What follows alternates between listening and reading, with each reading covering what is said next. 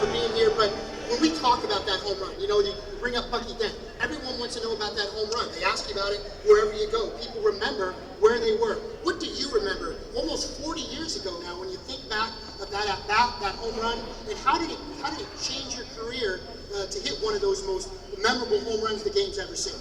Well, first of all, I can remember exactly what happened. And next year will be the 40th anniversary of the home run.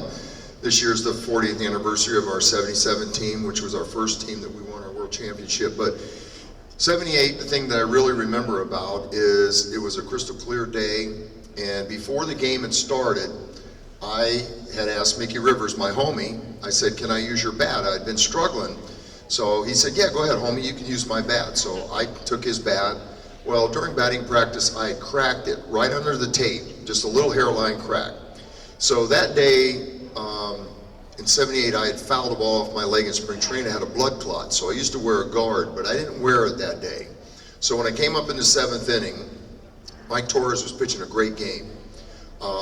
Second pitch, I fouled it off my leg, and I went back to the on-deck circle, and we didn't have any more infielders because they had pinched hit for Brian Doyle, and Willie Randolph had a pulled hamstring, so I knew I had to finish the game and play. So I went back to the on-deck circle. Gene Montana comes over, starts spraying my leg, and Mike Torres, who had pitched with us the year before, was the game winner in the final game of the World Series in 77. He was on the mound. Well, he didn't throw any warm-up pitches, so it took a little bit more time. So as I started to walk back to the plate, Mickey Rivers goes, hey, homie, you got the wrong bat. But I really wasn't paying attention because my leg was killing me. So the bat boy runs up and gives me the other bat. So I get in the box. Mike Torres didn't throw any warm-up pitches. So the first pitch he threw me, he tried to throw a fastball in on me because that's what he'd been trying to get me out with all day. And he missed, and I took a pretty good swing at it. I hit a line drive. I didn't know if it was going to get out. That is the key man. Stretched by Torres, the set, the kick, and the pitch. Hit deep to left field. This one may be off the wall, maybe in the screen. Home run! Home run for Bucky Dent. I rounded first base, and there was a shadow on the wall, so I didn't see it go out. I saw the umpire signal it was a home run. So I remember rounding third base, and as I was coming towards home, Fenway Park was dead silent. Yeah, it was dead silent, other than the Yankee fans that were there that were clapping and cheering. But I do remember that, and as I started back to the dugout, you know, all the Yankee guys came out of the dugout. But as far as the home run, it was the biggest moment of my career. It was something I think every kid that plays the game dreams of in the backyard. When I was growing up, Mickey Mantle was my hero, and I always wanted to play for the New York Yankees. So I got an opportunity to hit a big home run, play for the Yankees, and win a Most Valuable Player in the World Series. So I got a chance to do it all. We had great players, but more than the great players, with all the stuff with the Bronx Zoo and all the things that we went through in 77, the things that we went through in 78, coming back from the Red Sox, they had a tremendous desire to win, and they found a way to beat you. And whatever happened off the field, it never affected those guys on the field. And you know, one of the things was, when I came to the New York Yankees, one of the big sayings was, you know, they policed themselves, because we had guys like Thurman Munson, we had guys like Greg Nettles, we had guys like Ron Guidry, who's from Louisiana, one of the greatest pitchers I ever played behind. You know, those guys would police. The manager didn't have to do a lot because they would say something to you if you did something wrong. So one of the big things when I came to New York was, you're messing with my money. So either get your rest, go lay down, do whatever you got to do, but you're messing with our money. And what that meant was, they had won so many world championships, and back then we didn't make the kind of money the guys did today. So winning a world championship meant that we were going to make a lot of money at the end of the year. So that was one of the things that they would say to you. But those teams were great teams. You know, I was over Jerry and Aaron's house watching the Super Bowl the other night, and you watch how the Patriots came back. Well, that's kind of like how we came back in 78. They had a desire to win, and they were going to beat you, and we didn't care how far behind we were going to catch the Red Sox, and we did. You brought up Ron Guidry. So many people here in Louisiana remember Louisiana Lightning. that 78 season, he goes 25-3. I think he pitched that final game that you hit the home run. Yes, he He got did. his 25th win. Have you ever seen a more dominant individual season from a pitcher? And what was Ron Guidry like as a teammate?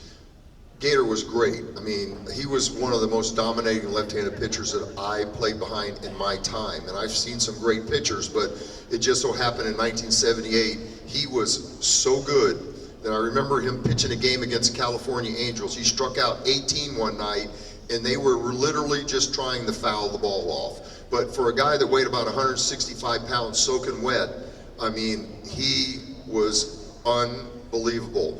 And I think it's the first time that I remember when the crowd, when he would get 2 strikes, would stand up, and it was electric when he pitched. And that year, he was one of the reasons we came back in '78, because we had a lot of guys hurt at the beginning of the year. Myself, Catfish Hunter, Mickey Rivers, a couple other guys. But every 5th day, he was going to beat you. So he kept us close. So as we got closer, guys started to get well. We said if we can make one game up until we get to September, we play the Red Sox 7 times, we will catch them. And that's what happened. We caught them. Well, we played what they call the Boston Massacre the first week of September. We beat them 4 straight. Went back home to Boston, to New York a week later, beat them 2 out of 3.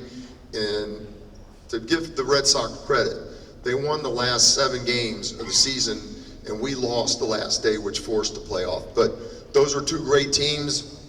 Nothing against the Red Sox.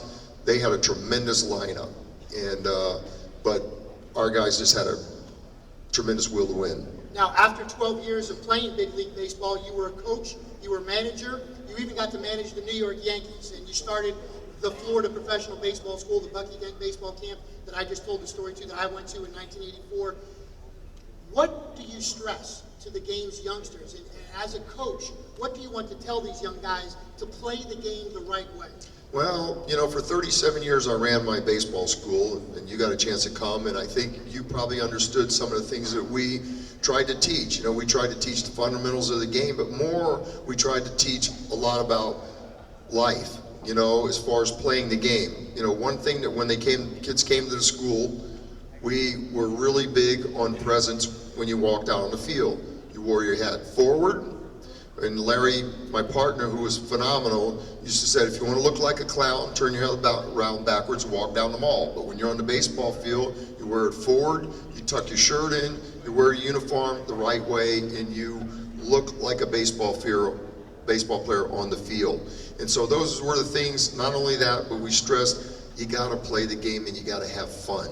You know, kids today and parents got to chill a little bit, because you know, an 8-year-old is not going to be a major league player next week. He's got a long way to go, but some of the games that I go see, they think they're major leaguers right now. So chill, let them relax, let them play the game, and enjoy the game. You got to have fun playing the game. The one thing that I will say, the teams that I played on in 1977 through 82, those teams had fun off the field. We had guys like Sparky Lyle. We had guys like Mickey Rivers. We had guys like Catfish Hunter. Those guys knew how to make you have fun and relax off the field and play the game the right way on the field. And that's what I think kids today need to learn. Excellent. Bucky, we'll leave you with just the last question. We're going to bring all the rest of the guys up and ask them questions. We'll put you on the couch after you answer this question for us. Just the most proud moment of your career outside of the home run. What are you most proud of when you look back of the legacy of Bucky Dent, the baseball player? Well, you know, I grew up, you know, I was raised by my aunt and uncle, and I never saw a major league game until the first game that I played in Milwaukee in 1973 when I got called to the major leagues. I remember all these dreams of playing in the major leagues, and I got called up, flew to Chicago. Roland Heeman, our general manager at the time, picked me up. We drove to Milwaukee. I got there in the 3rd inning, got dressed, and I'll never forget walking down the tunnel in Milwaukee, walking up into the dugout. There was 35,000 people at the game, and I sat down, and it was like the most amazing moment of my life, because that's the first major league game I ever saw. So those were things other than the home run that I look back that were important to me. Excellent. Ladies and gentlemen, Bucky Dent. Thank you.